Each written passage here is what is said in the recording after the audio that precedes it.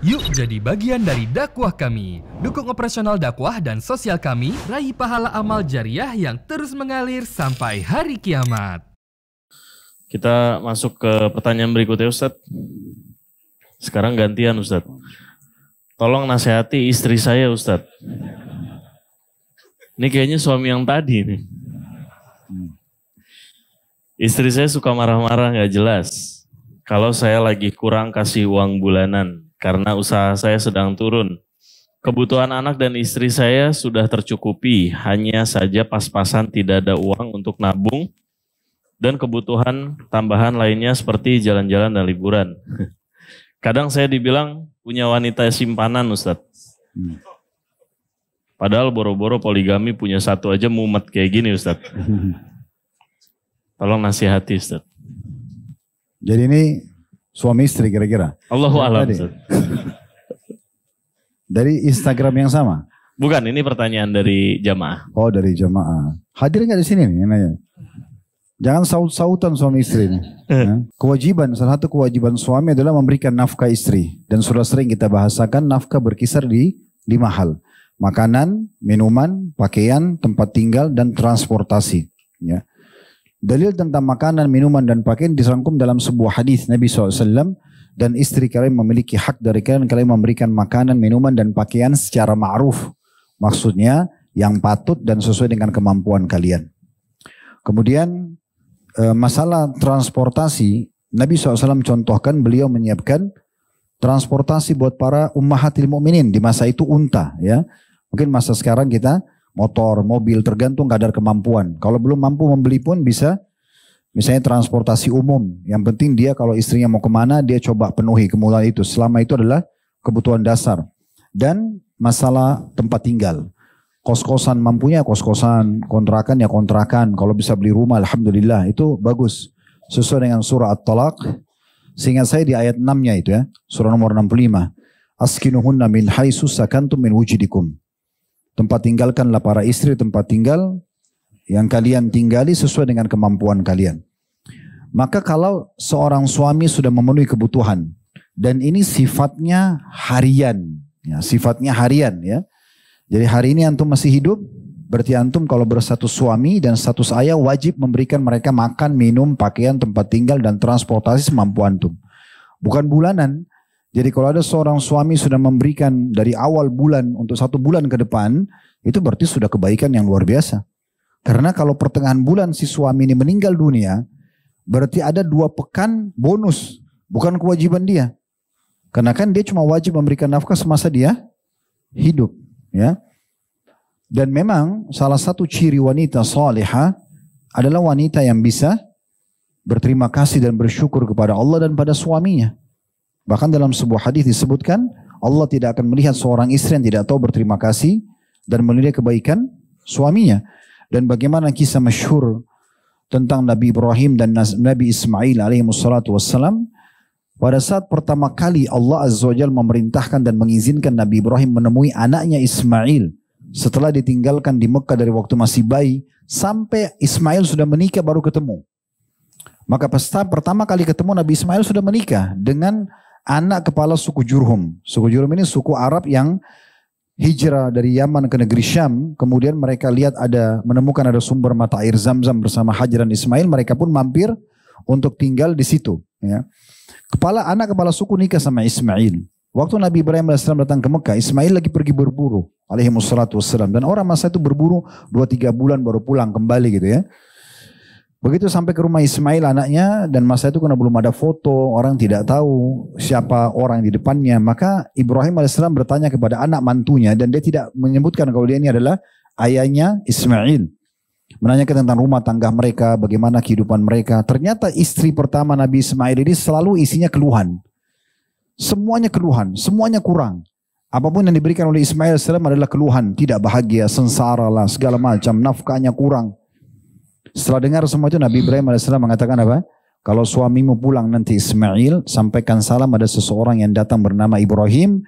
Dan dia titip pesan agar dia mengganti tiang pintu rumahnya. Maka setelah Ismail pulang alaihissalam, dan waktu itu Nabi Ibrahim alaihissalam sudah pulang ke negeri Syam, belum sempat ketemu di pertemuan pertama itu. Maka Ismail pulang ke rumahnya lalu bertanya pada istrinya, apakah ada tamu yang datang? Dikatakan ada seseorang yang bernama Ibrahim. Apa pesannya? Pesannya agar engkau mengganti tiang pintu rumahmu. Kata Ismail AS, itu adalah ayahku Ibrahim dan dia seorang nabi dan dia perintahkan aku untuk menceraikanmu. Maka diceraikan pada saat itu. Karena perempuan tidak tahu berterima kasih. Apapun yang diberikan seperti orang melempar garam di lautan. Selalu saja kurang dan selalu saja salah, gitu kan? Terlebih lagi kalau dia sudah tahu keadaan suaminya dari awal memang seperti itu, kan gitu. Dan kalau betul apa yang dikatakan oleh penanya tadi, dia mengatakan apa? Kebutuhan dasar sudah terpenuhi. Ini tinggal masalah tabungan, tidak ada kewajiban menabung dalam Islam. Atau tentang masalah jalan-jalan, rekreasi, ini semua tidak ada, ini tambahan, gitu kan? Bukan kewajiban. Dan sebaliknya, setelah beberapa waktu setelah itu Ibrahim AS diizinkan lagi oleh Allah datang yang kedua kali, tapi Ismail sudah menikah dengan perempuan lain dari Jurhum, dan waktu itu Ismail pergi juga berburu untuk yang kedua kalinya. Ibrahim AS datang ke rumah Ismail lalu bertanya, bagaimana kehidupan kalian? Dari awal pertanyaan sampai akhir pertanyaan Ibrahim semuanya syukur. Alhamdulillah kehidupan kami baik, kehidupan kami cukup segala macam. Maka kata Nabi Ibrahim AS, kalau suamimu pulang Ismail, sampaikan salam, ada seseorang bernama Ibrahim datang, dan agar dia mempertahankan tiang pintu rumahnya. Jadi istri digambarkan dengan tiang pintu rumah, gitu ya. Jadi saran kami yang pertama, antum introspeksi diri dulu. Ini selalu juga saya jadikan dalam diri saya, apapun kendala, sekecil apapun yang kita hadapi, maka saya tidak langsung menyalahkan apapun yang menjadi penyebab terjadinya permasalahan itu ya. Fitnah terjadi, tuduhan-tuduhan dan segala macam. Maka saya tidak langsung menyalahkan dulu sumbernya. Tapi kita introspeksi diri. Mungkin itu penyebab dosa kita. Allahu a'lam. Istighfar, mohon maaf sama Allah. Kalau ini disebabkan karena dosa dan kesalahan saya, Allah maafkanlah, gitu kan, berikan jalan keluarnya. Tapi kalau itu murni ujian, maka tabahkanlah, sabarkanlah dan mudahkan hambamu menemui jalan keluarnya, kan begitu. Maka itu dulu. Kemudian yang kedua baru antum coba untuk nasihatin, luruskan ya. Kalau kita memang kemampuannya cuma sampai di sini. Dan ini loh dalam Islam, dari pendapat ulama, antum bisa ketik di Google artikel-artikel tentang kewajiban suami. Nafkah itu berkisar apa yang saya simpulkan tadi. Jadi kalau lebih daripada itu bukan kewajiban. Ini loh, kewajiban saya makanan. Alhamdulillah ada, minuman ada, ya semua ada nih, pakaian ada semuanya gitu kan. Makanan, minuman harian. Kalau pakaian itu mungkin sekali beli bisa berapa bulan, bahkan tahunan bertahan gitu kan. Transportasi sama tempat tinggal juga sama. Bisa hitungannya jangka waktu panjang ya. Sewa atau kontrak mungkin sebulan atau setahun atau beberapa tahun ke depan. Apalagi kalau sudah dibeli. Maka bisa dianggap itu rumah selamanya selama ajal belum datang. Maka ini diingatkan. Gitu kan? Diingatkan terus, diingatkan nasihat. Kalau memang sampai pada puncaknya, antum sudah nasihatin, sudah luruskan, sudah berikan gambaran, yang ada cuma selalu ngomel-ngomel dan marah-marah, tentu saja tidak perlu bertahan. Ya. Kalau antum bertanya kepada saya ya, karena saya pribadi saya begitu. Kalau istri menjadi istri saya, dia harus patuh dan dengar. Dan tidak mungkin berani ngomel-ngomel. Kalau ngomel-ngomel ya sudah silakan cari rumah lain, kan gitu. Jangan sama saya karena saya pemimpin, nggak mungkin kan itu. Untuk dihina-hina atau dimarah-marahin itu nggak masuk akal gitu kan. Dan itu tergantung antum sebagai suami bagaimana mendidik istri dari awal. Kalau antum biarkan dia ngomel-ngomel, dia marah-marah dan itu dibiarkan seperti sebuah pola. Ini apa kenikmatannya jadi rumah tangga? Hilang qawwam kita sebagai pemimpin kan gitu. Tapi kebahagiaan kita rasakan justru pada saat kita dihormati, dimuliakan, dan pasti respon balik dari kita adalah kita menaungi dan melindungi ya.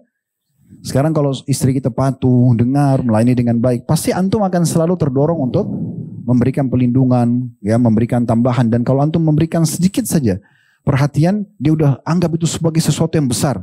Misalnya antum cuma belikan sepotong kue misalnya, atau makanan kesukaannya lalu antum bawa pulang, dia terima kasih ya, sudah perhatian sama saya, sudah ingat.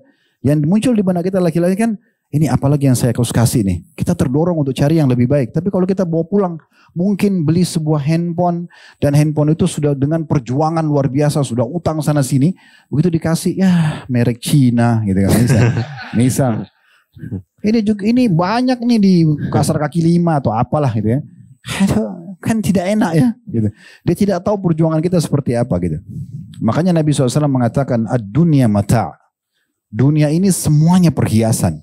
Lalu Nabi sebutkan, wa khairu mata'uha mar'atus salihah. Dan sebaik-baik perhiasan dunia adalah perempuan yang salihah.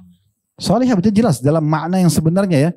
Patuh, tunduk kepada Allah SWT dan syariatnya, melayani dan memenuhi, mengejar surga dari suaminya, mendidik dan menjaga amanah anak-anak dan harta suaminya, itu salihah namanya. Ya, barulah kebahagiaan itu bisa didapatkan. Makanya teman-teman sekalian harus didahulukan agama, calon pasangan, ya seperti itulah. Tapi sekali lagi saya sarankan kalau suami ataupun istri selalu menemukan kendala seperti ini, pasangan didoakan, tidak berubah, dinasihatin, tidak mau dengar, bahkan kita seperti tidak punya harga diri, jangan bertahan. Untuk apa habisin umur nih orang seperti ini? Kan gitu. Udah istikharah kan, tinggalkan. Ustadz kok gampang benar suruh cerai? Bukan gampang. Di dalam kehidupan para sahabat kalau antum baca, banyak di antara mereka bercerai. Karena memang tidak menemukan kebahagiaan dan ketentraman, apalagi kalau pasangannya melanggar agama dan dinasihatin tidak mau dengar. Ini untuk apa habisin umur di situ? Jangan bilang oh ini ujian buat saya. Enggak, ujian di awal-awalnya kan gitu. Tapi kalau terus-menerus kita harus bertahan pada orang yang tidak membahagiakan kita, lalu untuk apa? Kan gitu.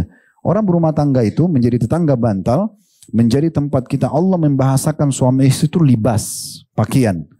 Tentang hubungan biologis di malam hari Ramadan, kan gitu.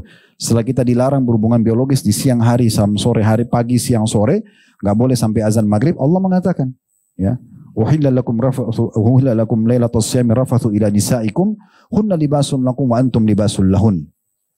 Ya, Allah mengatakan telah aku halalkan untuk kalian bergaul hubungan biologis dengan pasangan kalian di malam hari Ramadan. Mereka adalah pakaian kalian, kalian adalah pakaian mereka. Pakaian berarti suami istri ini fungsinya agar orang menilai positif. Kita berpenampilan yang rapi misalnya. Itu pakaian. Menutupi kekurangan tubuh kita. Menyelamatkan kita dari udara panas atau udara dingin. Itu pakaian. Dan berbagai macam fungsi daripada pakaian tersebut. Nah itu pasangan dibahasakan seperti itu. Jadi saling menutupi kekurangan.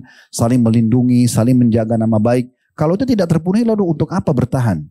Ya, kadang-kadang saya unik gitu mendengar ada sebagian ummahat kita mengatakan, Ustaz saya sudah berumah tangga 15 tahun, 20 tahun. Suami saya nggak mau sholat, suami saya pemabuk, suami saya berjudi. Maaf, ini untuk apa? Bertahan sama laki-laki begini untuk apa? Sholat nggak bisa, nggak mau, ini nggak mau, itu nggak mau. Lalu kita harapkan nanti dia bisa menjadi ayah yang baik buat anak-anak. Nggak bisa. Menjadi imam buat kita. Nggak mungkin, kan gitu. Atau seorang ikhwah begitu juga. 10-15 tahun bertahan dengan istri yang selalu mulutnya kasar, ya, selalu menghina, selalu tidak pernah berterima kasih dengan apa yang kita berikan. Tadi seperti saya bilang lempar garam di lautan. Untuk apa bertahan? Gak ada gunanya. Cari wanita yang qana'ah, wanita yang baik, yang faham, yang bisa. Seperti tadi kisah Nabi Ismail AS itu terjadi pada kehidupan Nabi itu. Apalagi kita kan gitu. Jadi bukan menggampang-gampangi, dan itu pun saya selalu bahasakan sebelum bercerai pun, coba diistikharahkan. Salat 2 rakaat, minta sama Allah petunjuk. Kalau dia terbaik, Allah ubah sifatnya. Kalau dia buruk, udah selesai urusan. Kan gitu. Dan kita harus prinsipil ya. Tidak boleh kita menjadi laki-laki yang lemah gitu ya. Oh tapi Ustaz saya masih cinta, saya masih begini. Ngomong kosong. Hah? Suruh datang sini saya cambuk dulu laki-laki begini. Lembek sekali gitu. Nah prinsipil itu. Kita dihormati. Kita disayangi, balas dia 1000 kali dengan hormat dan kasih sayang. Tapi kalau dia hina, selesai. Cari laki-laki lain silakan, jangan sama saya gitu kan. Kalau sama saya harus hormatin sebagai suami. Karena begitu perintah Allah. Mencari ridho suami, kewajiban pertama istri. Apa itu ridho? Buat antum senang, buat antum puas, ridho. Jadi pada saat dia meninggal, antum merasa kehilangan. Setiap istri yang pada saat dia meninggal suaminya merasa kehilangan karena pelayanan luar biasa, itu namanya ridho. Itu masuk dalam hadis Nabi SAW, istri manapun yang dia meninggal suaminya ridho, karena selama hidupnya selalu membahagiakan suaminya, maka dijamin baginya masuk surga. Tapi kalau istri yang meninggal lalu suaminya senyum lebar, alhamdulillah dia meninggal, nah ini sudah tahu arahnya kemana nanti dia. Tidak usah saya sebutkan. Gitu. Ya, jadi sekali lagi ya.